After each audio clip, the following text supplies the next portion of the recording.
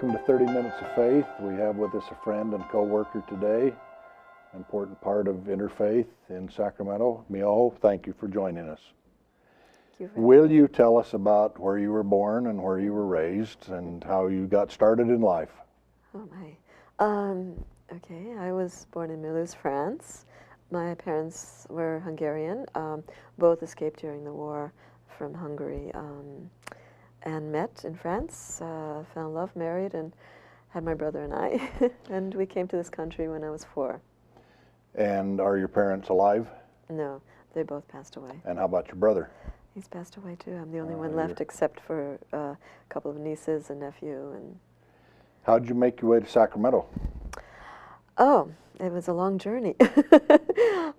We moved to Michigan at first. When I was 21, I moved to New York. Lived there for a good 15 years, and I was then being drawn down to the West. And as I was coming down through the West, I encountered Navajo family that ultimately became like a family to me, and they still are.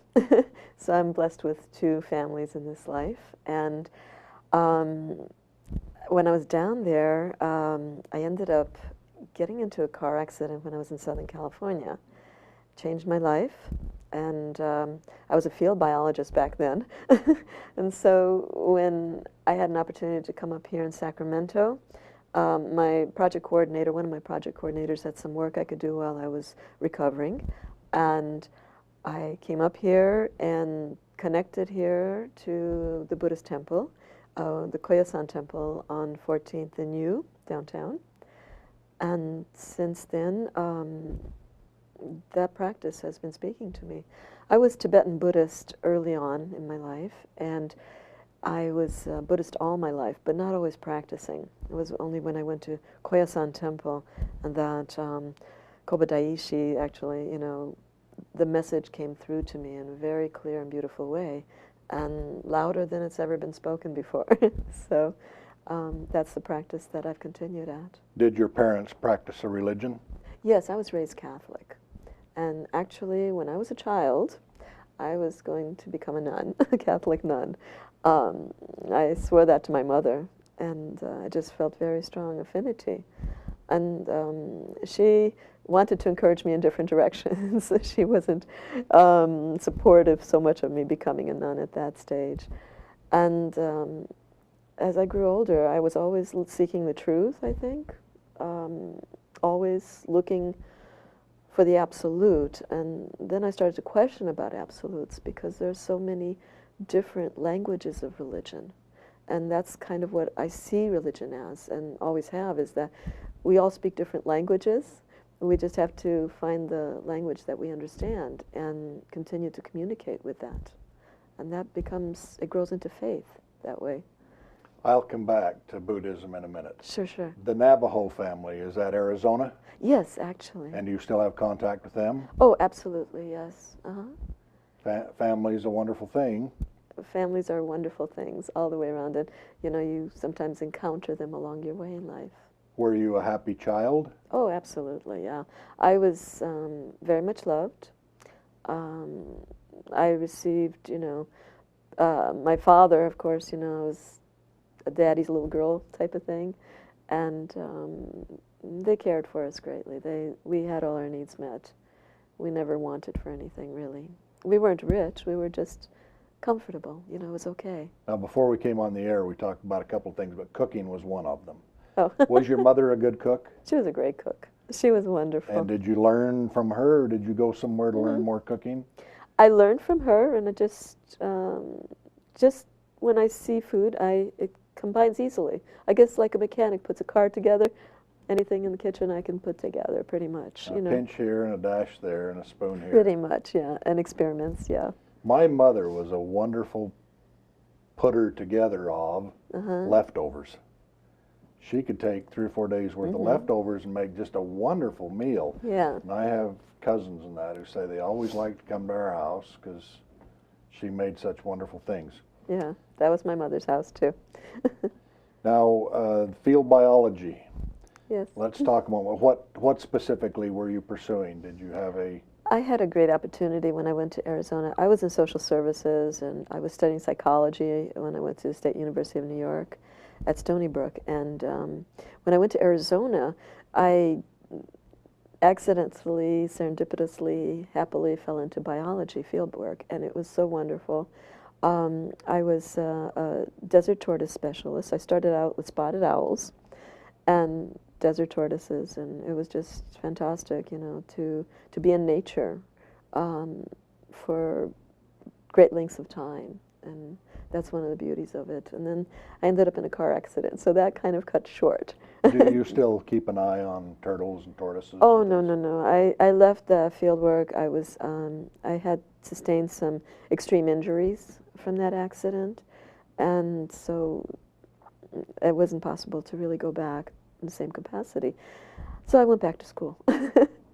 Very good. Mm-hmm. Now, I've been told by quite a few people that Buddhism isn't really a religion. Would you agree with that?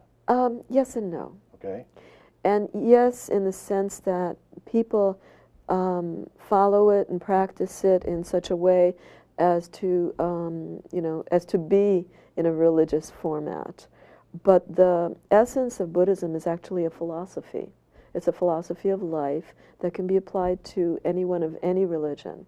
It doesn't matter who you are. Even atheists can apply Buddhist philosophy. It's you know, bringing harmony between peoples, and that's the basic elements of it. Are there people who would practice Buddhism and still go to the Catholic Church? Oh, absolutely, all the time. I don't know if you, Thomas Merton, the monk. Yes. Yes, he traveled to the East, and he explored, you know, Eastern philosophies. Meditation is such an intrinsic part of Buddhism, you know, Buddhist practice, and every Buddhist sect, you know, utilizes meditation in their teachings and in their everyday practice. It's very important.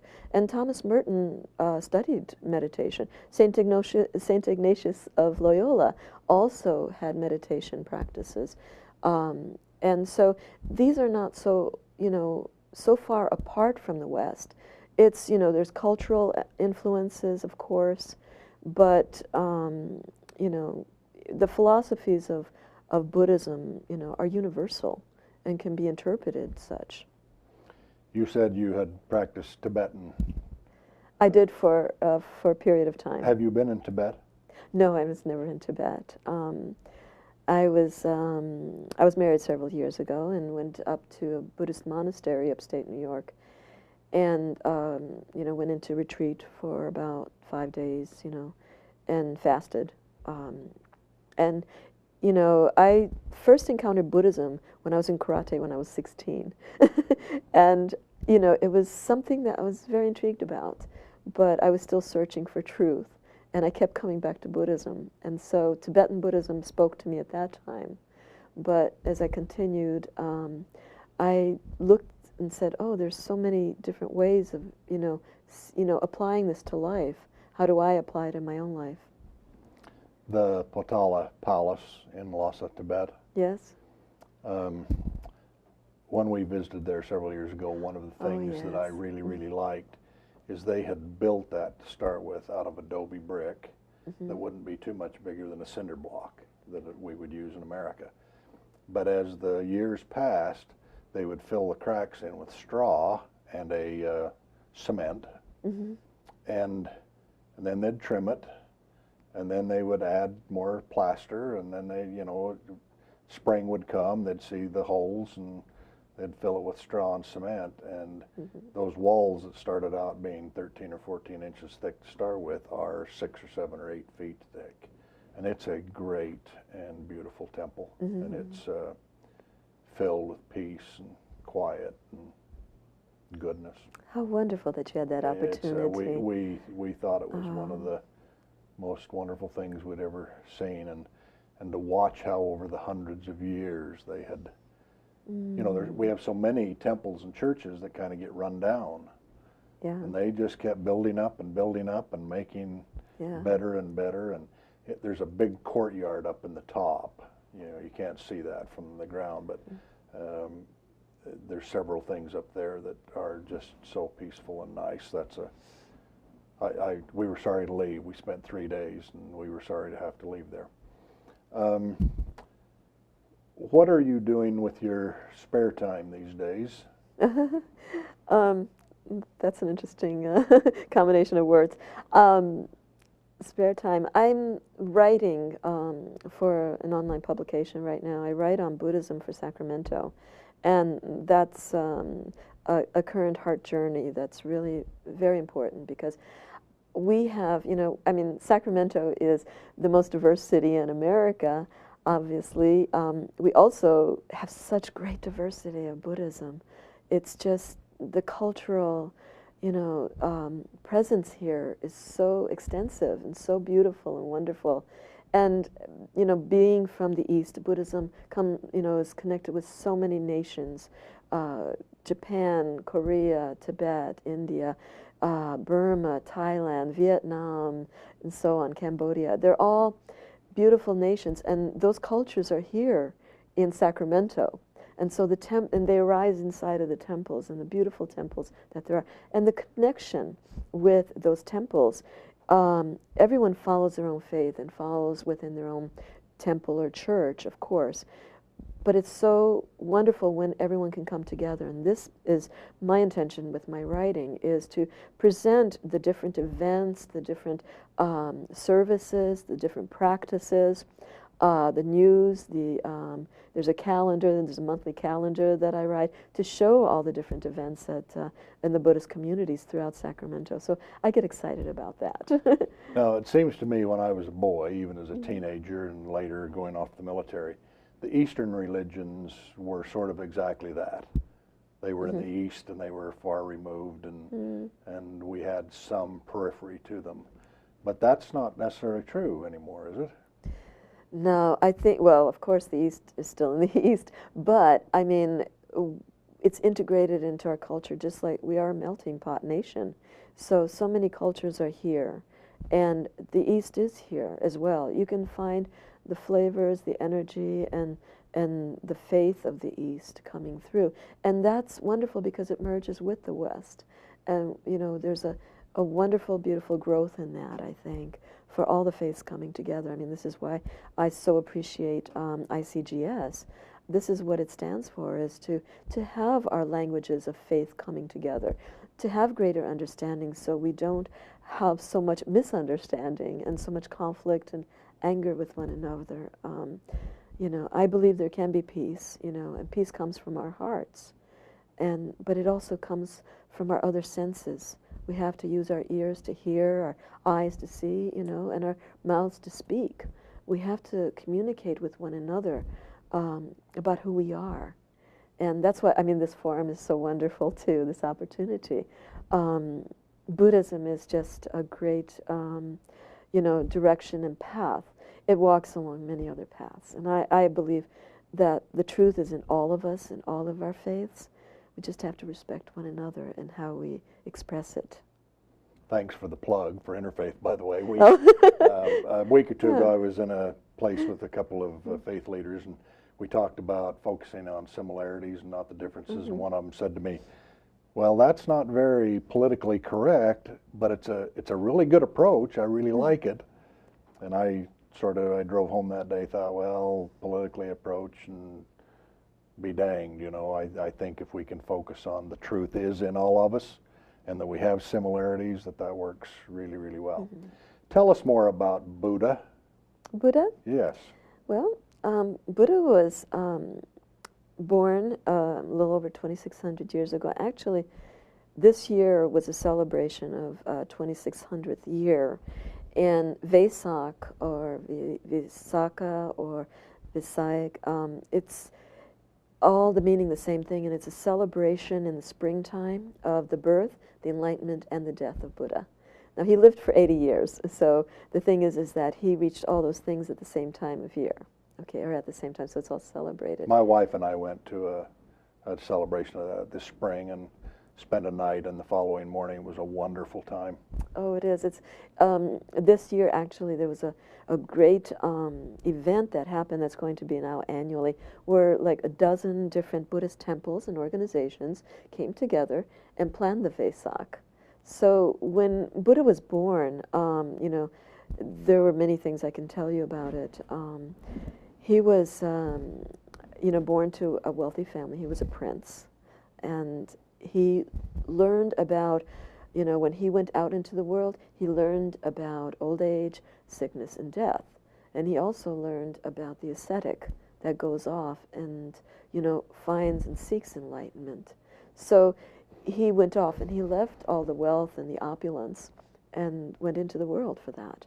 So when he was enlightened under the Bodhi tree, he saw things that his teachings that were passed down to us, and that's what Buddhism is about, is just those simple teachings that he shared with us.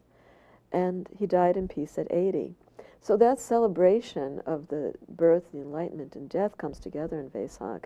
And for this spring, when those dozen, I'm sorry, I'm kind of jumping around, I'm sorry. I jumped around a little bit. No problem. Owen is a good editor.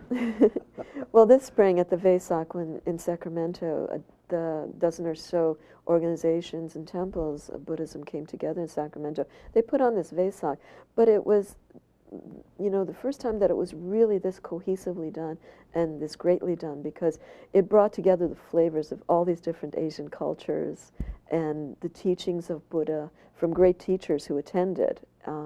So there were so many things, the music, the foods, and everything. So that's a great celebration. I hope people will come to in Sacramento in next spring at the Vesak. So that was not only enlightening and a fine teaching moment, but it was also peaceful and respectful and, you know, delightful. Oh, when you went, where did you go to? In Carmichael. Ah, okay. Which temple? Sorry, I don't remember the name. That's okay. They mailed us an invite, and we kind of decided on the spur of the moment, let's go over on Friday night and Saturday morning. We had a wonderful experience, and they taught us a lot of good things. We were really glad we had attended. Oh, that's so wonderful. I'm happy to hear you had that experience. You know, when people get the opportunity, that's another thing about my column, is I've tried to give information about the different temples and the events, but to let people know that you don't, you know, a lot of people I think are afraid to walk into a Buddhist temple because it's from a different culture. And I think they're uneasy about what they should do or what's proper in that. But it's very easy to walk in with respect for the temple and for the practice, you know, to understand that you can experience that. You can go to meditate at Buddhist temples around Sacramento. Most everyone I've spoken to welcomes people to come in and sit and meditate, and many of them have services in English.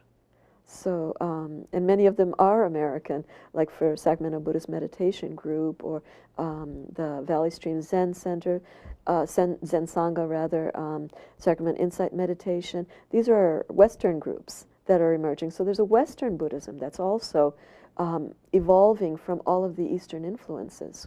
And that needs to be recognized, and more people are realizing that. One of the things that happens in my life is I faith hop, and it's not unusual to be in 2 or 3 places in an afternoon and an evening. The only downside of that is 2 weeks later I remember being there, but who did I talk to while I was there, and what was I doing specifically? Would you say that the practice of Buddhism has a wonderful future? Oh my goodness. Yes, in fact, we're waiting. The Maitreya Buddha is, you know, something, is the Buddha of the future. So the teachings from Maitreya will be coming too. There's absolutely, Buddhism goes through time. There's endless times of Buddhas that have come. Buddha is not only a physical presence, but a universal presence. So, yes, Buddhism, the teachings are universal, of course. Now I'm going to ask you sort of a surprise question. I don't really expect you to know the answer because I've asked 4 or 5 other people. In China, we went down into a grotto, and there was a large cave, and it had 6 Buddhas down one side, 3 across the front of the room and 6 more coming down the other side, so that it looked like a, you know, a presidency with 12 Buddhas. They were all distinctly painted in different colors. They had different expressions on their face. I mean, they were distinct 15 men. Do you have any idea what that would be? Do you know what part of China? It was out in the central part, out by Wuhan, where Chairman Mao was born and raised. It was a beautiful place, and it had been there for 2,000 years. It had only been uncovered and discovered in the 1950s or 60s or something, but it was a beautiful thing, and we were fascinated. They had lots of other things carved in the walls and in the rocks of this grotto, but in this cave obviously was the leadership room, it looked like, and that fascinated us. We asked everybody we could around there. No one knew the significance of that, and I've thought about it a lot. It looked like where the fathers would come together to decide what would be best for the people. I'm personally, at this moment, I'm not sure, but I can certainly find out for you. I wish you'd look into that. I will definitely look into it. I'll try to email you a picture of it. Oh, that would be wonderful, because I can definitely get the information for you then. I stood back at the opening and took a flash. It turned out pretty well. We have many Chinese Buddhist temples here in groups, so the answer will be forthcoming. Do you study much of the history of Buddhism, or are you focused sort of on the here and now? Oh, no. We understand, you know, where Buddha comes from, his history. You know, as a Buddhist, you learn the things along the way, of course, and then you focus on the teachings that you follow, because it's good to have a teacher to guide you in Buddhism, not just to read books and things. It's always good to have someone who can lead you. Who comes to Buddhism? I mean, is it a high school boy or girl, or do people in their middle age, or even if they're getting elderly? Who comes to Buddhism? Everyone. There's no demarcation on that. It's just everyone is welcome, of any, you know, way, shape, or form, of any life or lifestyle or history, you know, because Buddhism just is a path that you can follow that, you know, has many, many directions, just like we have in life. So anyone can come, anyone. And again, as I say, anyone of any faith can just practice. You know, of course, within a temple or church, they're going to be teaching from where they're from or what the background is. But it doesn't mean that someone can't sit there and meditate. I can go into another temple and I'll still see my teacher there. You know, the masters, the icons that I follow, that I connect with. And as I'm sure for you too, you know, we take our faith with us. But when we're in a faithful environment, it can bring that much clearer for us when we can practice in peace. So. Is there an administrative headquarters? I mean, in the United States, is there some place that's central that teachers and masters would look to? There are, you know, groups of, you know, Buddhists, but I mean, mostly everything is done within the temple or their connection to the country of origin, if they come from another country, or if they organize here. For example, with my sect, the sect that I follow is Shingon-shu, and it comes from Japan. Its headquarters are in Koyasan, on Mount Koya in Japan, and we, you know, get all our directives. We don't have a great many temples here where it's a very old sect, but, you know, so many of the other sects, you know, have their own directions, you know, their own affiliations. So the headquarters are very diverse. The teachers or masters who would lead at a particular gathering place, are they, these are my words, but are they a paid ministry? Well, they are taken care of by their community. But they're so they're not, they don't leave on Sunday and go teach school somewhere or work for the state of California. You know, it varies so much because of the different practices. Like, there are two major schools in Buddhism, Theravada and Mahayana, and Theravada follows It's more of a basic, fundamental direction following Buddha's teachings exactly, and very simple. Like, for example, Tibet, Japan, China, Korea, they're Mahayana, which means they are a little bit more progressive. They have saints and deities, and you know, by the way, Buddhism is not simply polytheistic, because that's not how we look at it. Buddha is everything, everywhere. But anyway, what I was going to say is that the teachers that come from those traditions are very different. You know, some of them will go out into the communities, and there's a lot of work that's done within the communities to help the communities that they're from. What will happen after you die? I'm reincarnated. And do you have an idea of where you will be?